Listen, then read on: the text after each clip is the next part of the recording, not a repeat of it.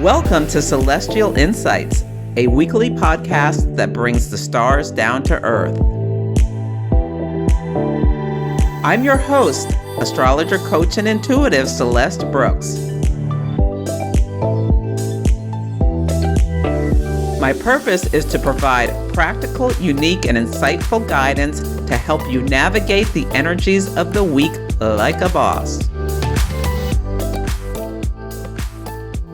Hello, this is Celeste of Astrology by Celeste, and on this episode, I will discuss the astrology for the week of June 28th, 2026. First, one announcement on Tuesday at 12 p.m. Pacific Time. Sarah El-Harar, Tiffany Harelik, and myself are hosting a webinar called Reframing the Vision, a Mid-Year Astrology Check-In.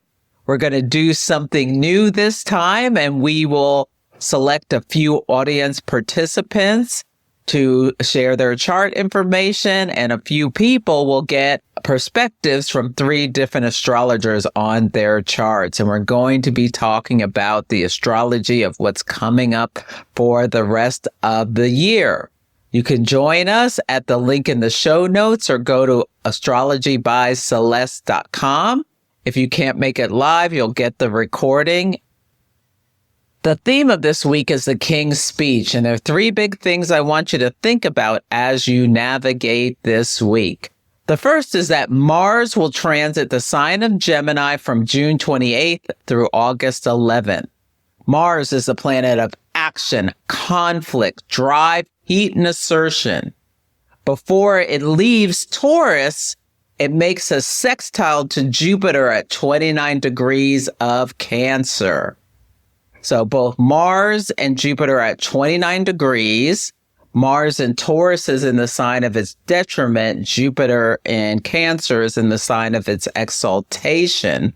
The image that came to me was that a bulldozer clearing land for a new development. Mars at the final degree of Taurus really feels like heavy machinery moving Earth. And Jupiter in Cancer expands themes of home, land, real estate. So watch for stories around property, development projects, national resources, housing, or disputes over values, because Taurus rules values, possessions, and has associations with territory. And Pluto in Aquarius right now is reminding us that collective power and grassroots movements are also a big part of the story.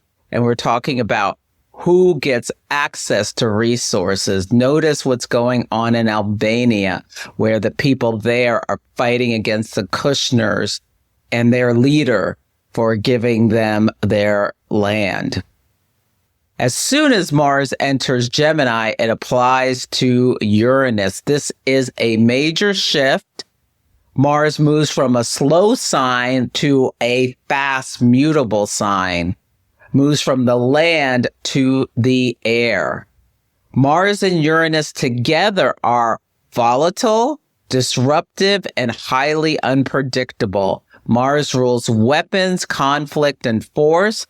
Uranus shocks, surprises. It rules breakthroughs, technology, rebellion, and sudden events. Gemini rules communication, transportation, information networks, journalism, and the lungs. It also rules the hands up to the shoulders. The exact conjunction happens on July 3rd on the West Coast at night, in the early morning of July 4th, the nation's birthday, on the East Coast. And this is the first Mars-Uranus conjunction in Gemini since the World War II era. And it deserves our attention because the United States has Uranus natally in Gemini. And whenever Uranus is in Gemini, the United States is in conflict or war. There are 3 themes I'm watching closely as we see what this transit is going to bring. Revelations and investigations is the first one. Gemini is the reporter. Uranus reveals what is hidden in a shocking way. It comes right into our faces. I would not be surprised if there's shocking disclosures, leaked information from whistleblowers. And this whistle is like the decibel number is off the chart. I'm expecting something about the Epstein files to be released.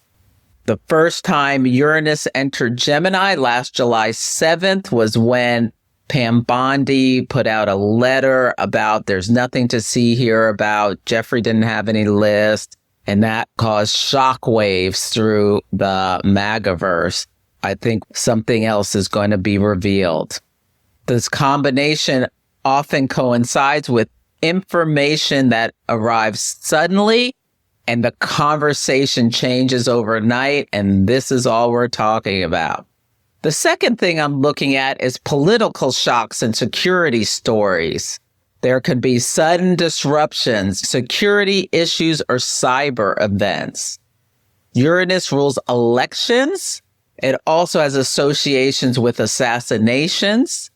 When Uranus went retrograde in Gemini last year in September, one of the biggest stories was Charlie Kirk, the political activist, was killed. There can be an abrupt turning point no one saw coming. The last thing I'm really looking at is transportation. Gemini rules travel and transportation. Think planes, trains, and automobiles, and the respiratory system. Mars-Uranus can bring disruptions involving these networks. When Mars entered Uranus for the second time, April 24th, one of the big stories was that a woman from the hantavirus cruise got on a plane to South Africa. So there could be some news about things related to respiratory diseases and air travel. And we're moving towards a Capricorn full moon, so there can be accountability stories involving leaderships and governments or institutions related to any of these themes around, like, why was this person allowed to get on a plane? There have been 2 people who were on planes and suspected of having Ebola in the last several weeks. Of all the possibilities, what really concerns me the most is weather right now. I call this period Mars in Gemini Tornado Alley. Gemini is an air sign. Mars brings heat and force, Uranus, volatility and extremes. And this combination can correspond with powerful wind events, severe storms, tornado activity, or sudden weather shifts that are really quick and unpredictable. I wouldn't be surprised if we see a lot of July 4th celebrations being delayed or canceled because of the weather. We are already seeing heightened fire concerns with Saturn and Neptune and Aries moving through the 4th house of the United States, the house of land and real estate. There's so many fires in warehouses. Mars-Uranus adds another layer of instability. Now, the highest expression of Mars-Uranus is innovation, breakthrough thinking, rapid problem solving, and the courage to adapt quickly. Its lower expression is impulsiveness. There will be accidents because of impulsiveness. Just stay alert and adaptable through this transit. Some people think there's going to be a major attack. My biggest concern is the weather.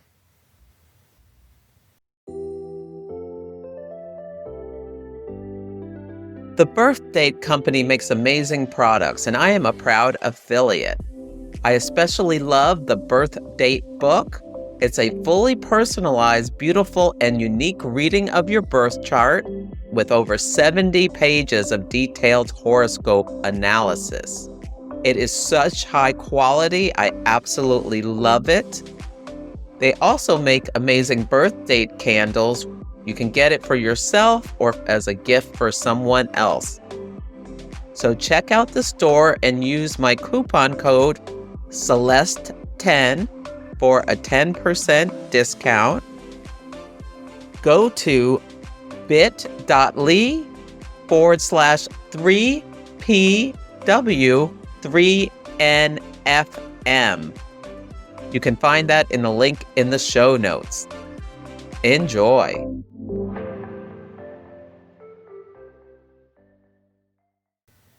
The next thing I want to make you aware of is that we have a full moon at 8 degrees of Capricorn on June 29th.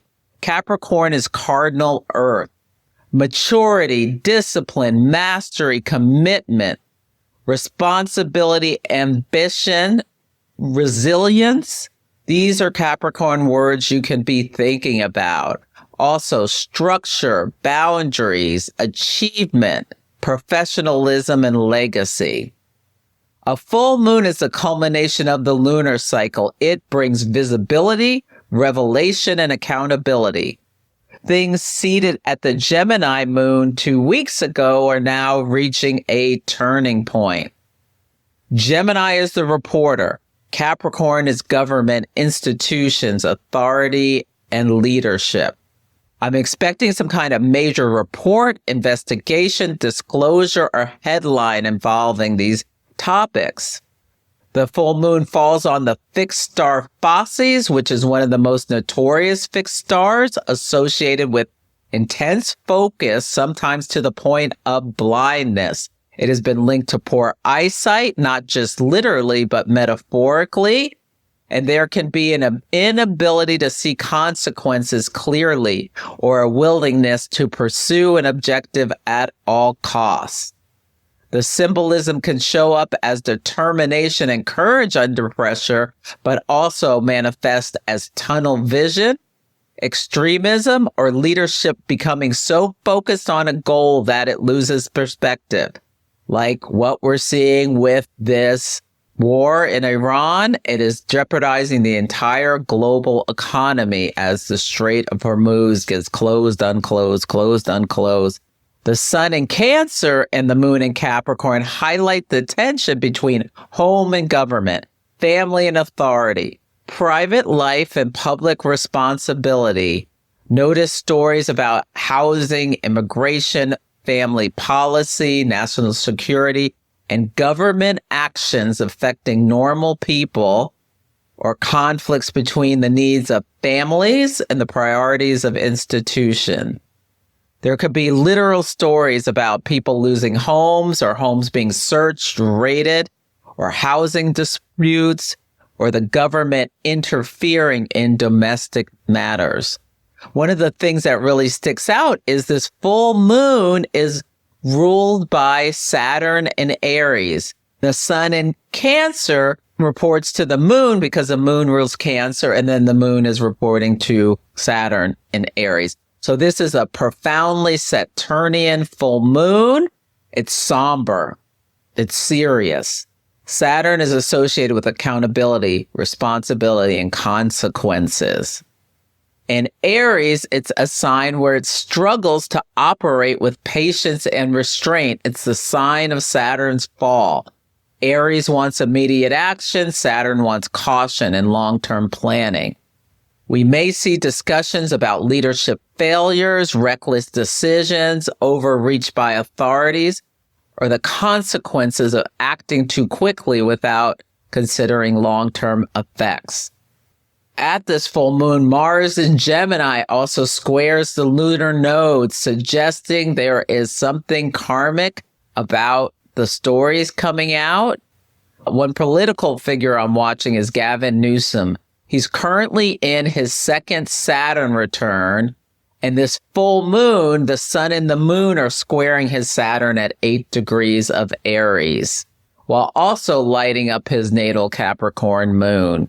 There are ongoing investigations and political scrutiny around him from the Trump administration. He announced last week that he is being investigated, and so is his wife. Tucker Carlson's moon, which literally speaks to a home, is at 29 degrees of Taurus. Candace Owens, another political commentator, her Mercury's at 29 Taurus. And remember, Mars moves from 29 Taurus, sextile Jupiter and Cancer, which can bring legal issues before it moves into Gemini. And the news could break at the full moon. Mercury stations retrograde on the same day as the full moon in Cancer. So that's a huge part of the story. Whenever Mercury stations, information slows down so we can look more closely at what we've missed. It pulls back the tape so we can see what's underneath. There can be reviews, revisions, whistleblowers, leaked information, and old stories resurfacing. Mercury retrogrades are well known for delays and conflicts, but they can also bring the recurrence of previous situations. Since this planet rules transportation, I'm hoping that if the Strait of Hormuz is still closed, that it will be reopened and stay open. If we look at the moon phase family of this cycle, the new moon, where things were seated, was when the sun and moon were both at 9 degrees of Capricorn, December 30th, 2024. Think back about what was going on in your life. It wasn't until several weeks later, but Donald Trump was inaugurated at the new moon of this cycle. The first quarter moon, where the sun was in Libra and the moon was in Cancer, September 29th, 2025, they were both at 7 degrees of their respective signs. And now we come to the full moon where all is illuminated. The sun in Cancer, the moon in Capricorn, both at 8 degrees on June 29th, 2026. The president has been in office for 18 months, and his Mercury is at 8 Cancer. So there's going to be a spotlight, the sun, on his Mercury, how he communicates, how he thinks, the decisions he has made. And I would not be surprised to see like a major piece in a magazine with a major review, analysis, scorecard, or discussions evaluating the decisions he's made so far and their consequences. The last quarter moon of this cycle, 9 months from now, when the sun is in Aries and the moon is in Capricorn, both at 9 degrees, will be March 29th, 2027. You can track these stories to see how things evolve in your life. There will often be a story that has pivot points. There's a link in the show notes to my YouTube presentation that details these cycles. There can also be significant developments with Israel because Mercury is stationing at their midheaven. Their midheaven is 25 Cancer and Mercury stationing at 26 Cancer, pulling back the tape. And the midheaven is the leader of a country and the executive branch is the 10th house. So there's ongoing tensions between the Trump administration and the Netanyahu government because they won't stop attacking Lebanon, keeping this peace deal from happening, and shifting international alliances could become part of the story. The Capricorn moon squares Neptune before Mercury stations retrograde. This adds another layer of dissolving boundaries and revealing what has been hidden behind illusion, confusion, or deception. I think we're going to be seeing scandals, leaks, misinformation campaigns being exposed, hidden agendas becoming visible, and of course, secrets coming into public view. At the full moon, Jupiter's at 29 Cancer. This is the anaretic degree, a place of culmination, urgency, and transition. Jupiter amplifies whatever it touches, and in Cancer, it has associations with family, homeland, food, security, housing, and emotional concerns. We may have significant weather stories. This full moon feels really consequential. The last thing I want to make you aware of is that Jupiter enters Leo on June 29th until July 27th, 2027. Jupiter is the planet of growth, opportunity, abundance, wisdom, and expansion. Over the past year, it's been moving through Cancer, a water sign associated with home, family, and roots. And now it bursts into Leo. The water signs are yin. The fire signs like Leo are yang. The energy moves from inward to outward, private to public, nurturing to performing. Leo is a fire sign that wants to be seen, create, celebrate life. It rules confidence, joy, children, entertainment, creativity, It's associated with performance and leadership, royalty, celebrities, and the heart. And Jupiter does not enter quietly. The ingress happens just after a Capricorn full moon, suggesting that something is culminating just as this new chapter begins. It feels like a spotlight turning on. Expect major stories involving entertainment, sports, celebrity culture, royalty, or public figures stepping center stage. Leo loves spectacle, and Jupiter amplifies whatever it touches. It will also join Venus, which is already in Leo, adding warmth, creativity, generosity, romance, and pleasure to the mix.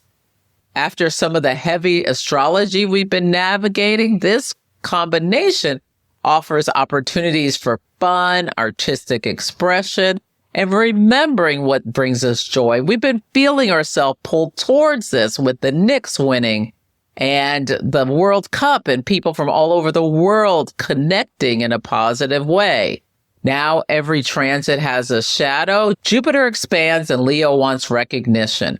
At its best, this transit can bring confidence, courage, and creative breakthroughs. We're going to see some new leaders bursting onto the stage. At its worst, it can bring ego, inflation, entitlement, attention-seeking behavior. We're going to see some elite figures acting out. Larger-than-life personalities may become even larger. The world's a stage, and some people will be determined to make themselves the star of the show, whether they're at the World Cup in the stands and we're focused on someone doing something that gets a lot of attention. Maybe we'll see engagements or people mooning or things like that. Leo also rules royalty. I would not be surprised if a big story is about leadership changing hands on this day. There's been rumors King Charles may step down because of his health and advanced age, and that would fit the symbolism, but we'll see what happens. If you have a Leo sun, moon, or rising, especially pay attention to what emerges over the next couple of months. Jupiter often brings mentors, teachers, opportunities, recognition, growth, travel, education, visibility, and sometimes just simply a greater optimism about the future. We all have Jupiter and Leo transiting somewhere in our chart. Think about what house it's going through and any planets it's touching. What is being expanded? For some people, it may coincide with healing, renewed vitality, or finally receiving support after a difficult period.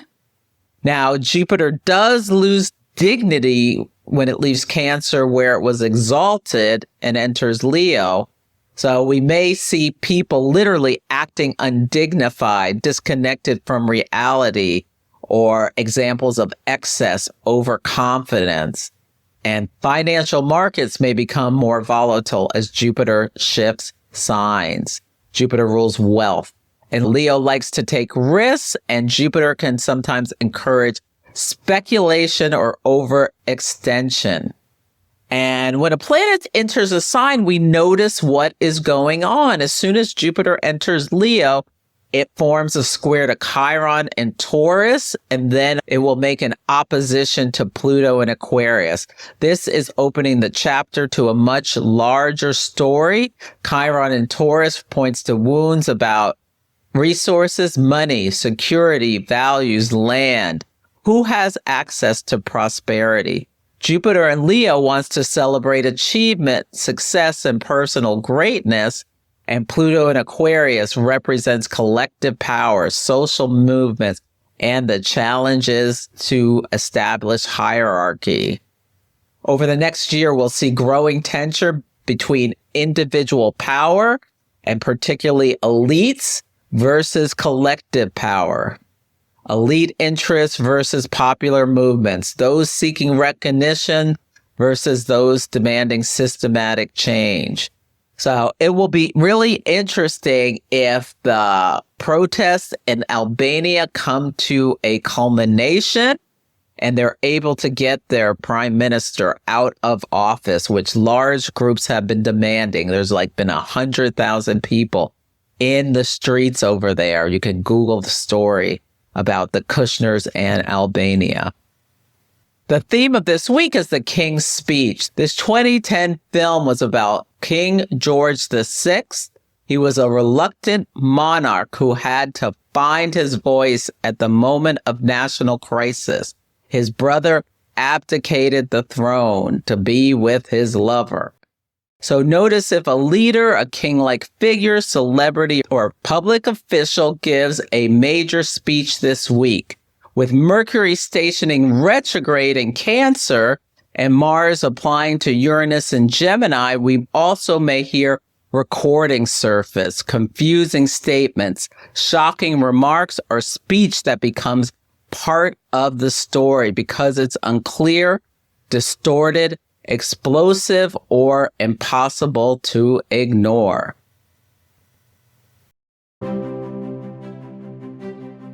This podcast is supported by tools and practices I use myself.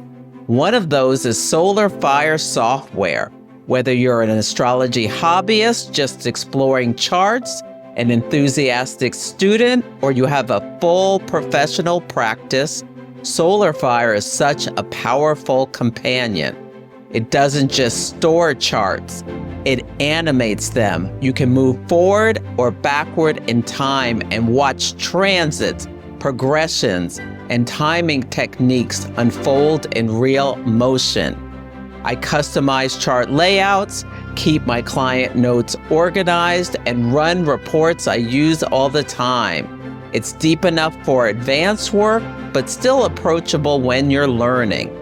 You can use my code Celeste15 for 15% off at alabe.com.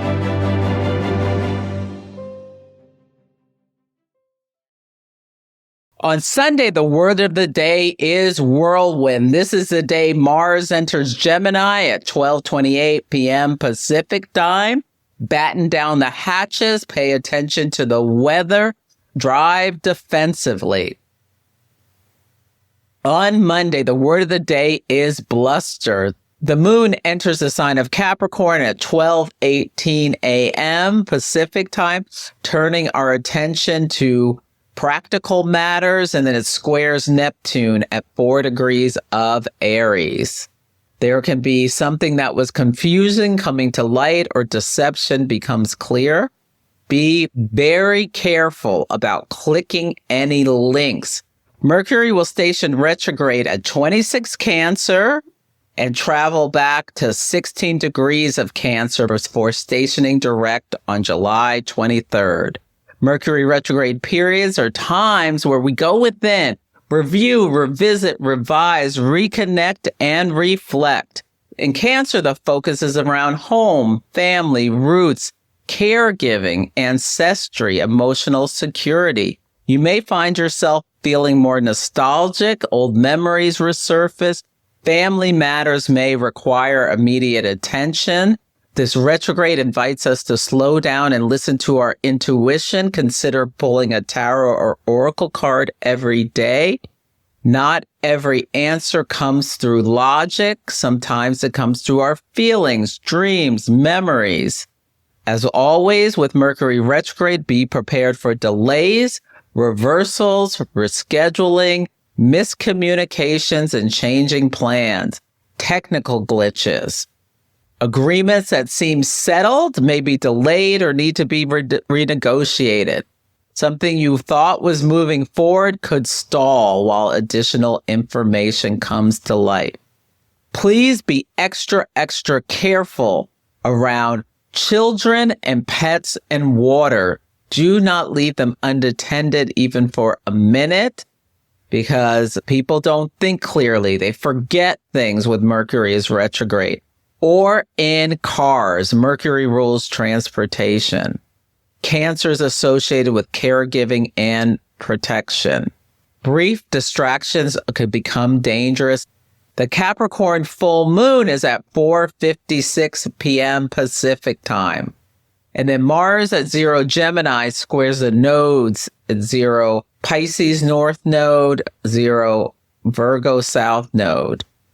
This can be a choice point, or notice if there's something going on. If you see people coming up to a stoplight and then they can't decide which way to go, thinking processes can be off. Jupiter enters Leo at 10:52 p.m. Pacific time. So notice on Tuesday if you wake up with a more optimistic view. On Tuesday, the word of the day is skirmish. The Capricorn Moon squares Saturn in Aries, both at 14 degrees. So there's energy of people getting into conflicts potentially because they say something out of the side of their mouth that's a bit cruel. On Wednesday, the word of the day is controversy. The Capricorn Moon opposes Mercury retrograde at 26 degrees of Cancer. A ref makes a bad call, could be something we're seeing.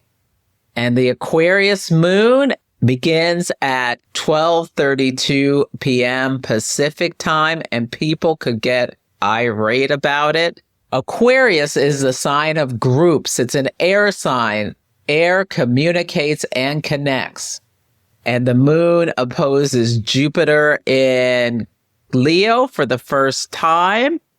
Really notice what stories you're seeing coming to light. This is a really big day where there can be something going on, where there's a lot of controversy between people and an elite celebrity type figure, because on this day, Jupiter in Leo will square Chiron in Taurus at 0 degrees. I wrote down stealing a Versace bag.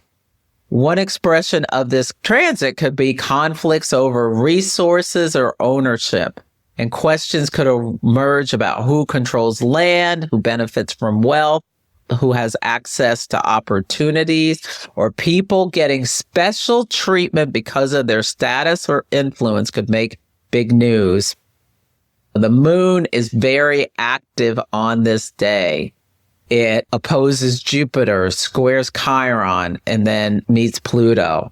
So people could be very outraged about something related to special treatment a celebrity or someone is getting. On Thursday, the word of the day is tunnel.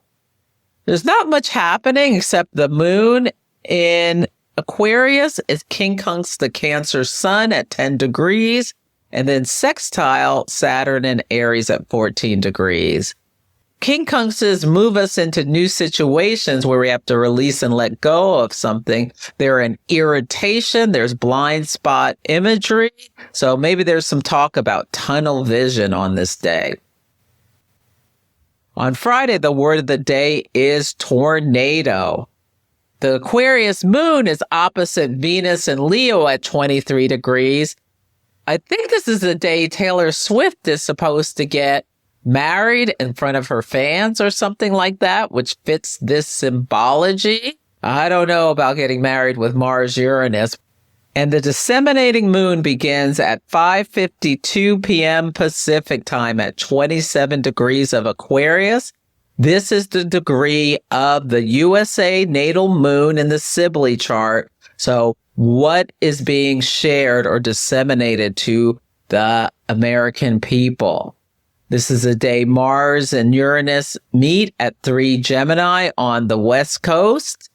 There could be just really bad weather. And then the Pisces moon begins at 11:29 p.m. Pacific time. This is a big emotional shift from Aquarius is an air sign. Pisces is a water sign. It's more internal and emotional.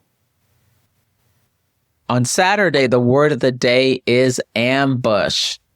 And happy birthday to the United States. The first thing the moon does is it conjuncts the North Node at 0 degrees of Pisces. So large groups of people are going to be getting together. I would avoid groups personally because it's intense with the Pisces moon squaring Uranus at 3 degrees and Mars at 4 degrees in Gemini. The people are excited, shocked, dealing with an unexpected upheaval or conflict. I think the wind may be what is ambushing a lot of people on this day, the wind or the rain. Mars in Gemini will also sextile Neptune in Aries at 4 degrees. You may hear someone talking in a very passionate way, and they may be angry. And with Neptune in Aries, they could be talking about their belief systems. It's Mars and Neptune get together, and this is holy war energy about why you have to go to battle. It's also sneak attack where you don't see someone coming, which is why the word of the day is ambush. I hope you have a safe and happy 4th of July if you celebrate it. Don't forget, we're having the Reframing the Vision on Tuesday. You can sign up at the link in the show notes or my website. That's it for this week's episode. Feel free to email me at celeste@astrologybyceleste.com with any astrology and action stories, or let me know how the daily themes are playing out for you. Take care, and I'll catch you next week. Thank you for listening to Celestial Insights.